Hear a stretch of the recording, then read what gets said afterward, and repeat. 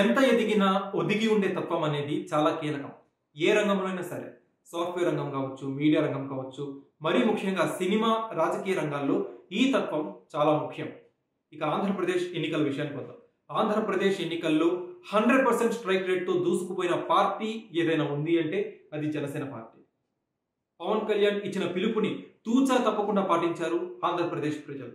AP ఎన్నికల ఫలితాల తర్వాత పవన్ కళ్యాణ్ వ్యవహరించిన తీరుపై చాలా మంది హర్షాతిరేకాలు వ్యక్తం చేశారు. చాలా మందిని పవన్ కళ్యాణ్ వ్యవహరించిన తీరు ఆకట్టుకుంది. పవన్ కళ్యాణ్ చూపించిన ఫ్యామిలీ వాల్యూస్, మోరల్ వాల్యూస్ చాలా మంది న్యూట్రల్ పీపుల్ని ఆకట్టుకుంది. ఎన్నికల్లో గెలిచిన తర్వాత చిరంజీవి గారి పాదాలకి నమస్కారం చేయడం దగ్గర నుంచి, తన తల్లి గారికి పాద నమస్కారం చేయడం దగ్గర నుంచి, ప్రమాణ స్వీకారం రోజున చిరంజీవి వద్దకే ప్రధానమంత్రి మోదీ గారిని తీసుకువెళ్లి ప్రజలందరికీ అభివాదం చేయడం, ఇదంతా కూడా ప్రతి ఒక్కరిని ఎంతగానో ఆకట్టుకుంది. ఇక ఏపీ డిప్యూటీ సీఎంగా పవన్ కళ్యాణ్ ప్రమాణ స్వీకారం తర్వాత పంచాయతీరాజ్ శాఖ మంత్రిగా, rural development and water supplies మినిస్టర్గా బాధ్యతలు స్వీకరించిన తర్వాత పవన్ కళ్యాణ్ గారికి చాలా మంది గిఫ్ట్స్ ఇచ్చారు, కానుకలు ఇచ్చారు. అందరినీ ఆకట్టుకున్న గిఫ్ట్ ఏంటంటే పవన్ కళ్యాణ్ వదిన గారైన సురేఖ గారు ఇచ్చిన మోన్ బ్లాంక్ పెన్. ఆ గిఫ్ట్ చాలా మందిని ఆకట్టుకుంది. పవన్ కళ్యాణ్ గారిని మాత్రమే కాదు, చాలా మంది నెటిజన్స్ కూడా ఆ గిఫ్ట్ ఎంతగానో ఆకట్టుకుంది.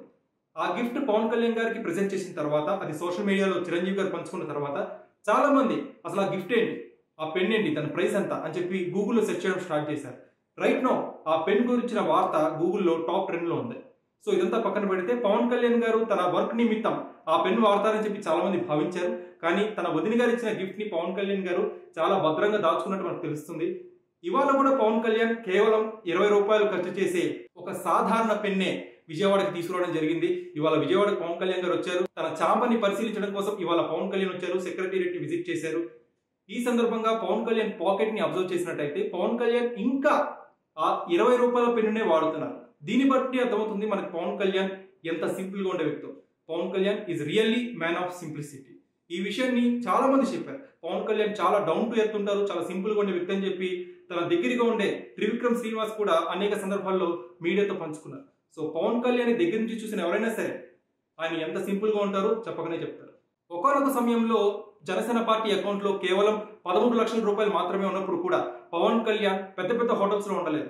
చిన్న చిన్న కళ్యాణ మండపాల్లోనే ఆయన వసతి ఉండి అక్కడే ఆరు బయట నిద్రించిన సన్నివేశాలు కూడా ఇప్పటికీ ప్రజలందరికీ గుర్తే ఉండే ఉంటుంది.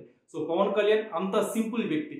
డిప్యూటీ సీఎం గా ప్రమాణ స్వీకారం చేసిన రోజు కూడా పవన్ కళ్యాణ్ ఈ 20 రూపాయల పెన్తోనే సంతకం చేసిన విషయం అందరికీ గుర్తే ఉండే ఉంటుంది. కానీ చాలా మంది పవన్ కళ్యాణ్ ఫ్యాన్స్ కోరిక ఏంటంటే పవన్ కళ్యాణ్ తన వదిన గారు ఇచ్చిన గిఫ్ట్ ని వాడితే బాగుంటుంది, దాంతోనే సంతకాలు పెడితే బాగుంటుందని చెప్పి చాలా మంది పవన్ కళ్యాణ్ ఫ్యాన్స్ అయితే సోషల్ మీడియా వేదికగా పవన్ కళ్యాణ్ కోరుతున్నారు.